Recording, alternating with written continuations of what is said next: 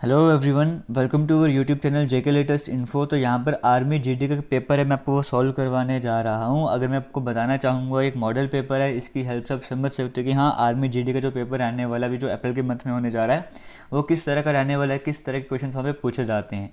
इतना तो आप सभी को पता होगा कि टोटल आपके 50 क्वेश्चन रहते हैं और 1 घंटे का आपको वहाँ पे टाइम दिया जाता है। 1 आवर में आपको 50 क्वेश्चन अटेम्प्ट करने होते हैं। बेसिक लेवल का पेपर होता है, ज़्यादा डेप्थ में पढ़ने की आपको ज़रूरत नहीं होती है। यहाँ पर आपके सामने क्वेश्चंस रहने वाले, जैसे मान के चलिए कुछ क्वेश्चन आपके सामने स्क्रीन में है।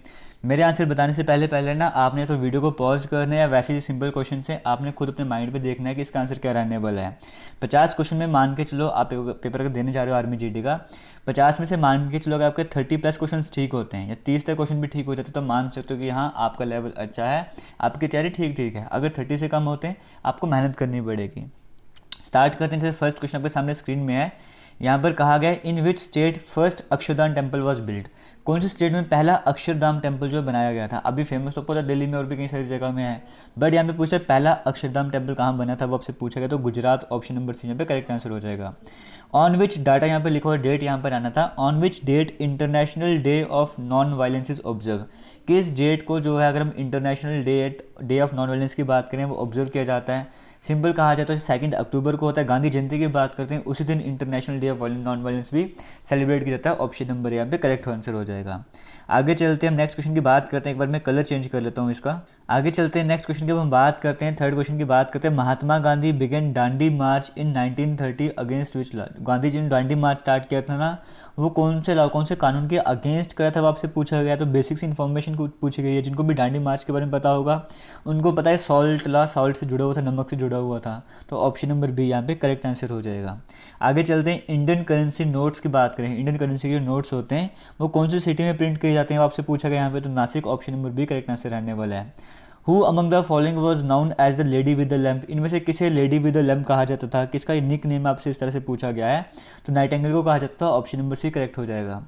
Fatehpur Sikri was built by which ruler. Fatehpur Sikri की बात करें वो कौन से रूलर के द्वारा बिल्ड करी गई थी, आपसे यहाँ पर ये पूछा गया है। तो अकबर ऑप्शन नंबर करेक्ट हो जाएगा। Which place is known as the roof of the world. Roof of the world किसे कहा जाता है, वो तिब्बत को कहा जाता है। ऑप्शन नंबर डी करेक्ट हो जाएगा। Which of the following rivers originate from Amarkantak. Amarkantak से कौन सी नदी निकलती है, यहाँ पे आपसे वो पूछा गया है। तो नर्मदा निकलती है। ऑप्शन नंबर ए करेक्ट हो जाएगा। आगे चलते हैं, क्वेश्चन नंबर 9 की बात कर लेते हैं। Who appoints attorney general of India. Attorney general of India को कौन अपॉइंट करता है, तो प्रेसिडेंट अपॉइंट करते हैं। ऑप्शन नंबर सी करेक्ट हो जाएगा। क्वेश्चन नंबर 10 की बात करते हैं। Who was the Athar of the book my experiment with truth. My experiment with truth के अथर कौन, इनमें से आपको ये बताना था। तो Mahatma Gandhi. Option number B correct हो जाएगा। In India election of Lok Sabha are held after every. India की बात करें तो लोकसभा के इलेक्शन होते हैं वो कितने सालों बाद होते हैं, हर साल 5 साल के बाद होते हैं ना। ऑप्शन नंबर ए करेक्ट हो जाएगा। Who among the following is often refer to black period. Black period किसे कहते हैं, ऑप्शन नंबर पहले करेक्ट आंसर हो जाएगा। अपर हाउस जो होता है इंडियन पार्लियामेंट को, उसे क्या कहा जाता है। अपर हाउस को राज्यसभा कहते हैं ना, लोअर हाउस को लोकसभा कहते हैं, अपर हाउस को राज्यसभा कहते हैं। ऑप्शन नंबर डी करेक्ट हो जाएगा। आगे चलते हैं। Who was the founder of ब्रह्म समाज। ब्रह्म समाज के फाउंडर कौन है, यहाँ पे आपसे वो पूछा गया है। तो राजा राम मोहन राय जो ब्रह्म समाज के फाउंडर है। ऑप्शन नंबर डी करेक्ट हो जाएगा। आगे बढ़ते हैं। In which state is Rana Pratap Sagar atomic power limited power plant located. जो Rana Pratap Sagar atomic power plant है वो कहाँ पर है, वो यहाँ पे राजस्थान में है। ऑप्शन नंबर सी करेक्ट हो जाएगा। इतना क्लियर हो गया। आपको बताना चाहूँगा अभी हमारे ऑनलाइन बैच चल रहे हैं कई सारे। जैसे अगर हम बात करें जेके एसएसबी का फाइनेंस का, उसकी बात करें, सब इंस्पेक्टर की बात करें, हम जूनियर असिस्टेंट की बात करें, असिस्टेंट कंपाइलर, इस तरह के कोर्स हम ऑनलाइन लेकर आए हैं। तो मैं चाहता था कि आर्मी या जेकेपी जैसे बैच में हम ऑनलाइन वगैरह वहाँ पर चलाएं, बट वो पॉसिबल नहीं हो पा रहा है। तो इसीलिए हमने आर्मी जीडी का जो है, फिर आर्मी कलर की बात करो इनकी, फिर एसएससी एमटीएस की बात कर लो, इनकी हमने ऑफलाइन बैचेस हम स्टार्ट करें। अगर आप ऑफलाइन बैच ज्वाइन करना चाहते हो आर्मी जीडी वगैरह का, आप हमें इंस्टाग्राम में जेके लेटेस्ट इन्फो के नाम से वहाँ पे मैसेज कर सकते हो, या फिर इसी वीडियो के डिस्क्रिप्शन बॉक्स में कॉन्टैक्ट नंबर आपको मिल जाएगा। उस कॉन्टैक्ट नंबर पे आप कॉल करके या व्हाट्सएप मैसेज करके आप अपनी रजिस्ट्रेशन करवा सकते हो। आगे चलते हैं, जनरल साइंस के फर्स्ट क्वेश्चन की बात करते हैं। यहाँ पर क्या कहा गया है, पहले कुछ क्वेश्चन आपने देखे जीके वाले सेक्शन से थे, अब जनरल साइंस के सेक्शन से कुछ क्वेश्चन आएंगे, कुछ मैथमेटिक्स के होंगे और कुछ रीजनिंग के सेक्शन के होंगे। जनरल साइंस की बात करें, फर्स्ट क्वेश्चन यानी कि 16th क्वेश्चन की बात करें, quantity of blood in human body में ब्लड कितना रहता है, 7% रहता है। एलपीजी जो किसका मिक्सचर है, वो प्रोपेन और ब्यूटेन का मिक्सचर है। नेचुरल गैस में मेनली क्या होता है, नेचुरल गैस मेनली मिथेन होती है। मैक्सिमम फोटोसिंथेसिस कौन से कलर में होती है, वायलेट लाइट में होती है। मेन ऑर्गन कौन सा रेस्पिरेटरी सिस्टम का ह्यूमन बॉडी में, तो वो लंग्स रहता है। जो मैड डॉग के काटने से डिजीज होती है वो कौन सी होती है, रैबीज होती है। डाइजेशन के बाद प्रोटीन किस में कन्वर्ट होता है, प्रोटीन अमीनो एसिड में कन्वर्ट होता है। बेसिक यूनिट ऑफ लाइफ क्या है, वो सेल है। टाइफाइड किससे होता है, वो बैक्टीरिया से होता है, ऑप्शन नंबर 1 करेक्ट हो जाएगा। रस्टिंग ऑफ आयरन जो प्रोसेस है इसे हम क्या कहते हैं, इसे ऑक्सीडेशन कहते हैं।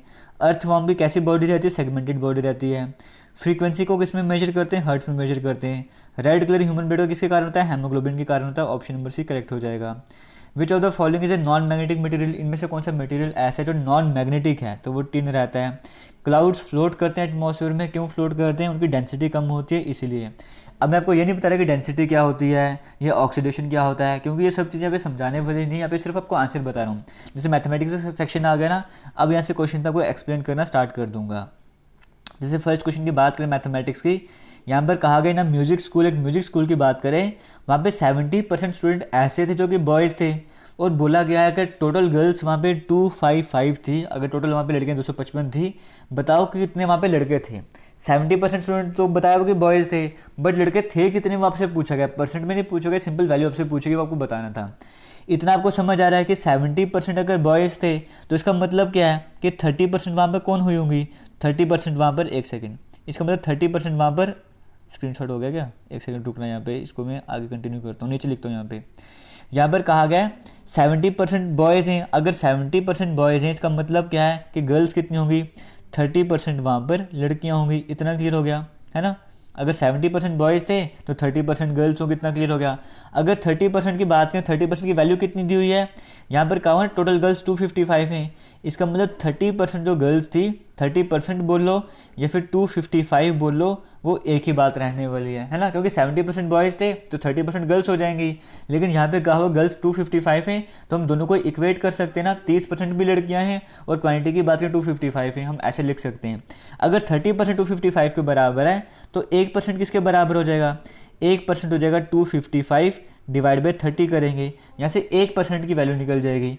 1% की आपको वैल्यू मिलेगी 255/30। आपको बताना क्या है कि बॉयज़ कितने, आपको पता है 1% जो है वो किसके बराबर है, आपने कहा 1% जो है वो 255/30 के बराबर है। अब आप बताओ कि 70% किसके बराबर हो जाएगा, क्योंकि 70% बॉयज़ है ना, 70% किसके बराबर हो जाएगा, 255 डिवाइड बाई 30 इंटू 70 कर लो। इतना क्लियर हो गया, ये कंसेप्ट आपको लगाना है, तो 595 आपके सामने आंसर हो जाएगा। यहाँ पे कैलकुलेशन करके नहीं बता रहा, कोई तरीका बता रहा हूँ क्वेश्चन कैसे करना है। क्लियर हो गया, आगे चलते अगर नहीं समझ आ रहा होगा ना, एक बार कमेंट करके बता देना। ऐसे क्वेश्चन में आपको परसेंटेज वाली वीडियो है हमारे चैनल पर, JKSSB की प्लेलिस्ट है मैथ वाली, वहाँ पे परसेंटेज का सेक्शन मिलेगा, परसेंटेज की प्लेलिस्ट होगी, वहाँ पे सेम टू सेम ऐसा क्वेश्चन आपको करवाया हुआ, सेम टू सेम, खाली म्यूजिक स्कूल वहाँ पर नहीं लिखा हुआ है, बाकी क्वेश्चन सेम है।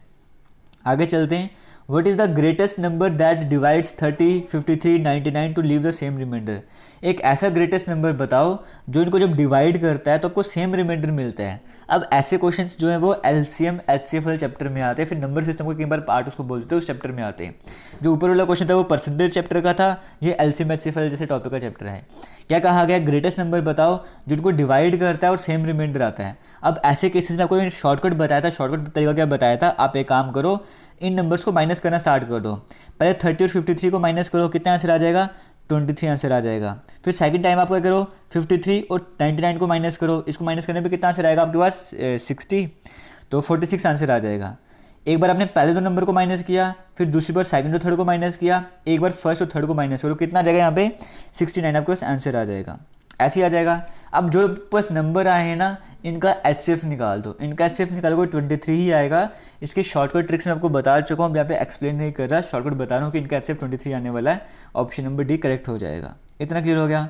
आगे चलते हैं, नेक्स्ट क्वेश्चन की बात करते हैं। कहा गया है if the product of two numbers is this and HCF is this. इसका सिंपल सा फॉर्मूला आपको करवाया हुआ है, LCM into HCF equals to product of two numbers, ये फॉर्मूला आपको करवाया हुआ है ना, LCM into HCF product of two numbers. अब यहाँ पर आपको क्या दिया हुआ है, यहाँ पे लिखता हूँ LCM into HCF equal to product, ये फॉर्मूला करवाया हुआ है। आपको प्रोडक्ट यहाँ पे दियो 4725, P की जगह मैं 4725 लिख देता हूँ।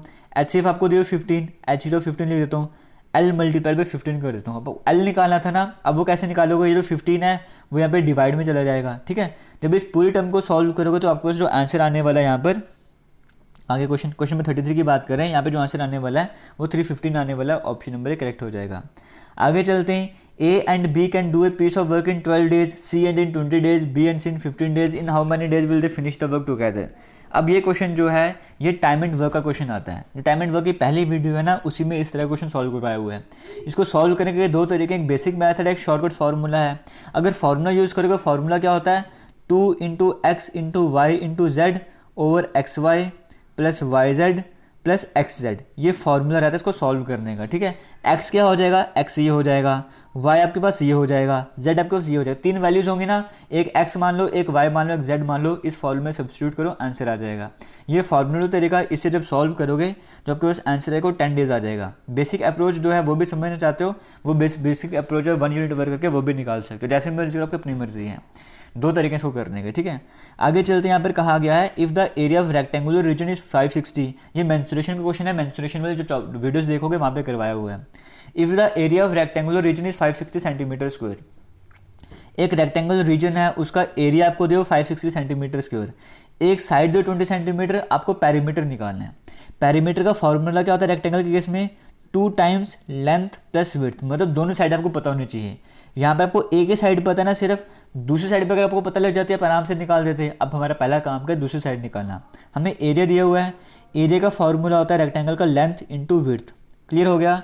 जैसे एरिया की जगह आप लिख दो 560, लेंथ की जगह आप लिख दो 20, विड्थ को आप एज इट इज़ बी रख दो। ठीक है, यहाँ से आप बी की वैल्यू कैलकुलेट कर लोगे। क्लियर हो गया। बी की वैल्यू कैसे कैलकुलेट करोगे, ऐसे था ना आपके पास कि 560 इक्वल्स टू 20 इंटू बी, ऐसे है। जो भी चीज़ मल्टीप्लाई हो रही होती है वो यहाँ पे डिवाइड में आ जाती है, यानी कि 20 यहाँ से हट के यहाँ पे डिवाइड में आ जाएगा। इसको कैंसिल करोगे तो 28 आ जाएगा। इतना क्लियर हो गया। आपको एक साइड 20 दी हुई थी, दूसरी अपने 28 निकाल दी। फॉर्मूला क्या था पेरीमीटर का, 2 times length plus width. Length अब 20 मान लो, विड्थ अभी आपने निकाली 28। इसको सॉल्व करना है, इनको ऐड करके 48 आ जाएगा। 48 को 2 से मल्टीप्लाई करो 96, ऑप्शन नंबर ए यहाँ पे आपका करेक्ट आंसर हो जाएगा। इतना क्लियर हो गया। आगे चलते हैं, नेक्स्ट क्वेश्चन की बात करते हैं। यहाँ पर कहा हुआ है if the radius of tyre is 7 centimetre, एक टायर है उसका आपको रेडियस दिया हुआ 7 सेंटीमीटर है। तो पूछा गया what distance will it cover in 50 rotations, 50 rotations में वो कितना डिस्टेंस कवर करेगा। इतना क्लियर है ना। एक टायर है उसको रेडियस 7 सेंटीमीटर दिया हुआ है, मतलब जब वो एक बार पूरा चक्कर लगाएगा तो वो किसके बराबर होगा, एक बार रोटेशन में वो उसके सर्कमफ्रेंस के बराबर होगा। इसको सर्कमफ्रेंस ही बोलते हैं ना, एक चक्कर लगाने को जो पूरा गोल घूम रहा है।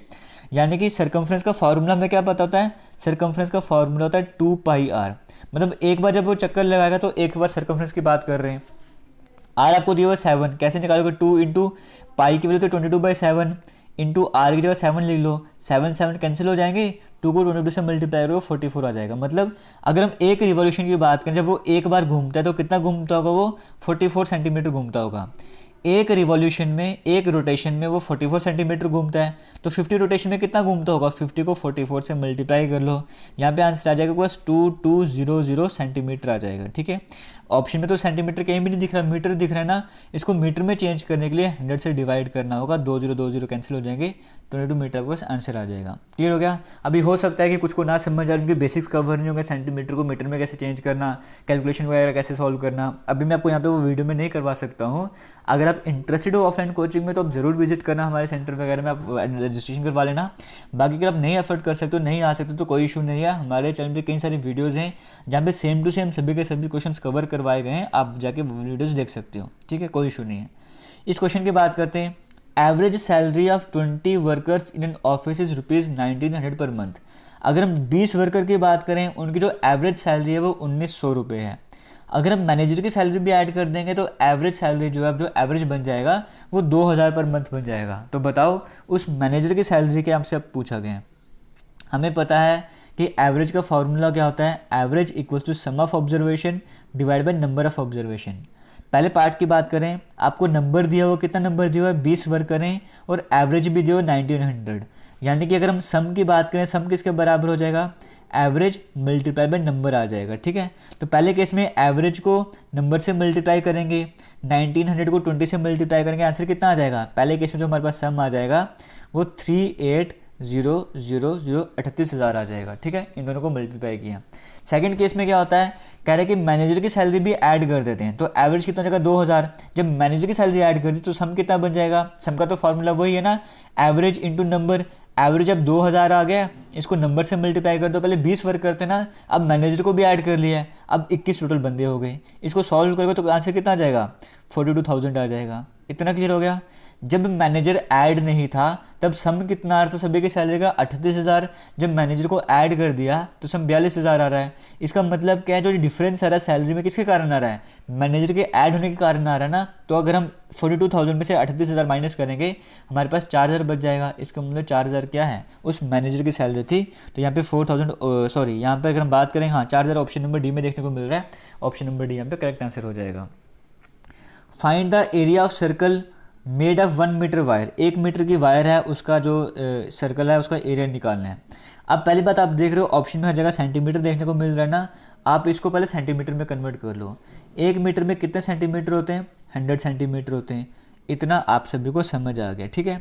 अब एरिया ऑफ ए सर्कल, एक ऐसा सर्कल जो 1 मीटर की वायर का बना हुआ है, 1 मीटर की वायर का सर्कल बना हुआ है, इसका आपको एरिया निकालना है। इसका मतलब ये आपको सर्कल दिया हुआ है ना, इसका मतलब ये पूरा क्या बना हुआ है, ये पूरे इसको क्या बोलते हैं, सर्कमफ्रेंस बोलते हैं। इसका मतलब 2πr जो किसके बराबर है, 100 सेंटीमीटर के बराबर है, क्योंकि जो पूरी लेंथ जो है 100 सेंटीमीटर है ना, उसी का सर्कल बना हुआ है। सर्कमफ्रेंस भी वही होता है, उसको हम इसके बराबर इक्वेट कर सकते हैं। इसकी हेल्प से आप क्या कर सकते हो, आर की वैल्यू आप निकाल सकते हो। इस वैल्यू में से आप सब्स्टिट्यूट वगैरह करोगे, यहाँ से आपकी आर की वैल्यू आ जाएगी। जब आपकी आर की वैल्यू आ जाएगी तो एरिया का फॉर्मूला क्या होता है, πr² फार्मूला होता है ना। तो आर के लिए यहाँ पे सब्स्टिट्यूट कर दोगे, आपको जो यहाँ पे आंसर आ जाएगा वो ऑप्शन नंबर है 795.45 सेंटीमीटर स्क्वायर आपका आंसर आ जाएगा। आगे चलते हैं, नेक्स्ट क्वेश्चन की बात करते हैं। कहा गया है, क्वेश्चन नंबर 39 करना था हमने। Find the volume of circular cylinder whose height is 15 centimetre and radius of base 7 centimetre. Simple सा आपको पूछा गया है वॉल्यूम ऑफ सिलेंडर निकालना है। वॉल्यूम ऑफ सिलेंडर का फॉर्मूला क्या होता है, πr²h। अब यहाँ पर देखो आपको h भी दिया 15 सेंटीमीटर, आपको रेडियस भी दिया 7 सेंटीमीटर, सब कुछ आपको दिया हुआ है। सिर्फ यहाँ पर आपको वैल्यू सब्स्टिट्यूट करके कैलकुलेशन करनी है, जो आपका आंसर आ जाएगा वो option number C 2310 centimetre cube answer आ जाएगा। आगे चलते हैं, क्वेश्चन नंबर 40 की बात करते हैं। कहा गया a number increased by itself, एक नंबर है उसको उसी से बढ़ा दिया गया और 5 से भी बढ़ा दिया। मतलब एक नंबर है उसमें उसको उस खुद नंबर को भी ऐड किया गया, उसमें 5 भी ऐड किया गया है। जब हम ऐसा करते हैं तो हमारे पास 17 रिजल्ट आता है। बताओ वो नंबर क्या था, हम मान के चलते वो नंबर x था।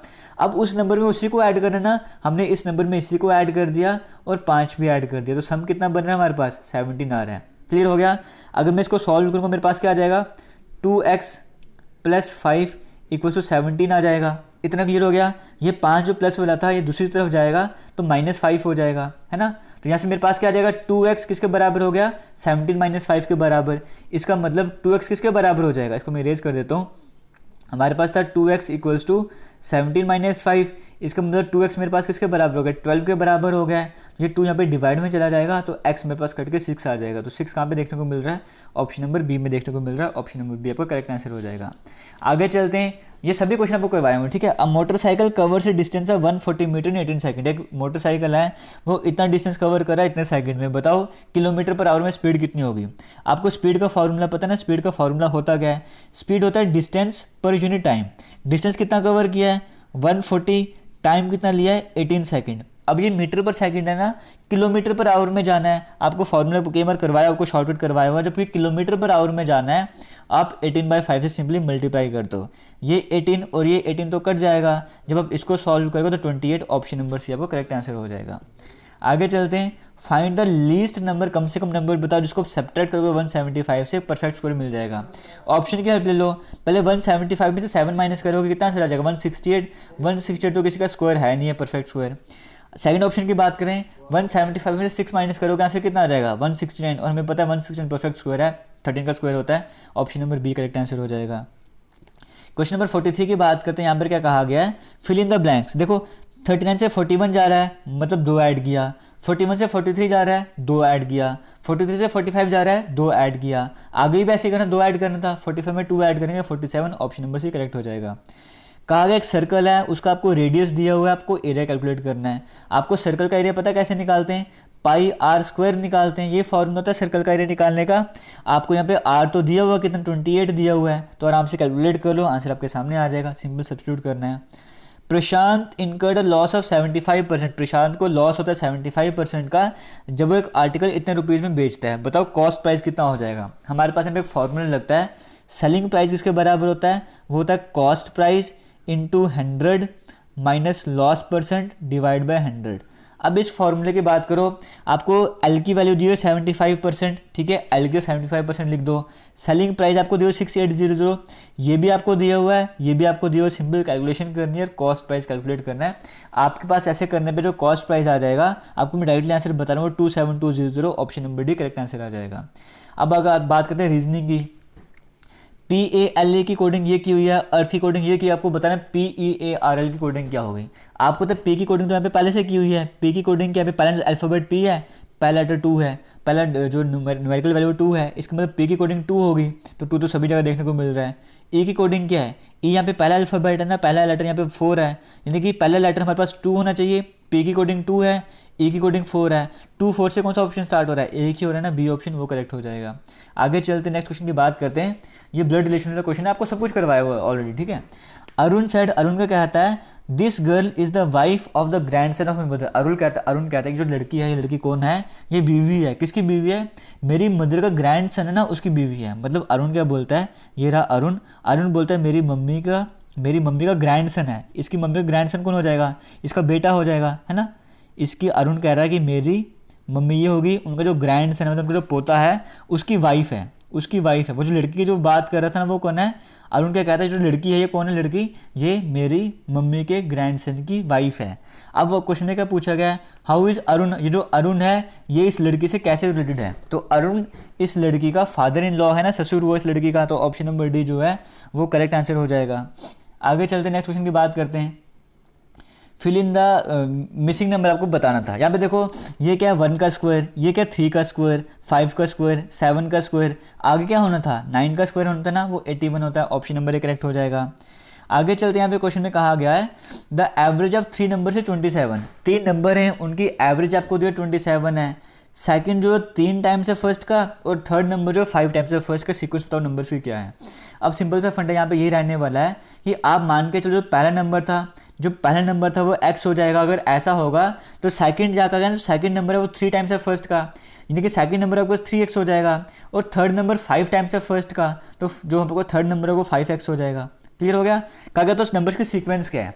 एवरेज का फॉर्मूला क्या होता है, सम ऑफ ऑब्जर्वेशन, इन सभी को सम कर दो, divide by number of observation. है कितने नंबर है, 3 है ना, और एक इसके बराबर जो 27 के बराबर दिए हुए हैं। बस इसको सॉल्व करोगे, 5x plus 3x 8x plus x 9x, 9x divide by x 27 के बराबर हो जाएगा। ऐसे करें 9x बाई 3 27 के बराबर हो जाएगा। इसको कैंसिल करोगे तो 3x 27 के बराबर हो जाएगा। यहाँ से x की वैल्यू आपको 9 आ जाएगी, ठीक है। यहाँ पे x की वैल्यू आपको 9 आ गई, तो एक आपको 3x था ना, वो 27 बन जाएगा, यानी कि x 3x और 5x, इस पे वैल्यू सब्स्टिट्यूट करते जाओ, x की आपके आंसर कौन सा हो जाएगा, ऑप्शन नंबर डी वाला हो जाएगा। लास्ट क्वेश्चन की बात करते हैं, डायरेक्शन वाला क्वेश्चन है। कहा गया a man walks 1 kilometre east, एक आदमी 1 किलोमीटर ईस्ट की तरफ जाता है, फिर वो साउथ में टर्न करता है और 5 किलोमीटर साउथ में जाता है। फिर कहा गया वो ईस्ट में 2 किलोमीटर जाता है, 2 किलोमीटर ईस्ट में जाता है। फिर कहा गया नॉर्थ में 9 किलोमीटर जाता है, 9 किलोमीटर नॉर्थ में जाता है। अब बताओ कितने स्टार्टिंग पॉइंट से कितने दूरी पर है। हमें पता है सेम डायरेक्शन को ऐड करते हैं, 2 ईस्ट प्लस 1 ईस्ट कितना हो जाएगा, वो हमारे पास 3 ईस्ट हो जाएगा। आगे बात करते हैं 5 साउथ 9 नॉर्थ है ना, ये कैंसिल हो जाएंगे, अपोजिट 9 में से 5 माइनस करेंगे 4, और डायरेक्शन कौन सी हो जाएगी, जो बड़े के साथ होती है, यानी कि 4 नॉर्थ हो जाएगा। अब इसको कैसे सॉल्व करना होता है, इसका स्क्वायर कर लो 9 प्लस इसका स्क्वायर कर लो 16, इसको अंडर रूट में डाल दो, अंडर 25, इसको सॉल्व करके 5 किलोमीटर आंसर आ जाएगा। ऑप्शन नंबर भी आपके पास करेक्ट आंसर हो जाएगा। किसी भी तरह का डाउट होगा वीडियो के कमेंट सेक्शन में कमेंट करके ज़रूर पूछना, अगर वीडियो अच्छी लगी है। अगर आप चाहते हो आर्मी जीडी का एक और आपको सॉल्व जो मॉडल पेपर है वो सॉल्व करवाया जाए, तो इस वीडियो को शेयर करना। अगर इस वीडियो में आप ज़्यादा शेयर करते हो, कमेंट्स वगैरह करते हो, हम आपके लिए जल्दी ही एक और पेपर लेके आएंगे आर्मी जीडी का, जो कि आपको सॉल्व करवाएंगे। बाकी फिर से बोलना चाहूँगा कि किसी भी तरह का डाउट है आप कमेंट सेक्शन में पूछना। अगर और वीडियोस वगैरह चाहते हो, इसकी वीडियोस वैसे पॉसिबल वगैरह नहीं है, बट जेके एसएसबी की प्लेलिस्ट है, वहाँ पे वीडियोस कई सारी पड़ी हैं, वहाँ पे जेके आप देख सकते हो, उनसे भी तैयारी कर सकते हो। ऑफलाइन क्लासेज आपकी 15 मार्च से स्टार्ट हो रही हैं। अगर आप रजिस्ट्रेशन करवाना चाहते हो करवा लेना, लिमिटेड स्टूडेंट्स का बैच रहता है। हमारे सारे सोशल मीडिया हैंडल्स जेके लेटेस्ट इन्फो के नाम से फेसबुक पेज पे भी मैसेज कर सकते हो, इंस्टाग्राम पे भी मैसेज कर सकते हो, और आपको नंबर दिया जाएगा, उस नंबर पे भी आप कांटेक्ट कर सकते हो। डिस्क्रिप्शन बॉक्स में लिंक मिल जाएगा, नंबर का डिस्क्रिप्शन बॉक्स में ऐड कर देंगे। थैंक यू, जय हिंद।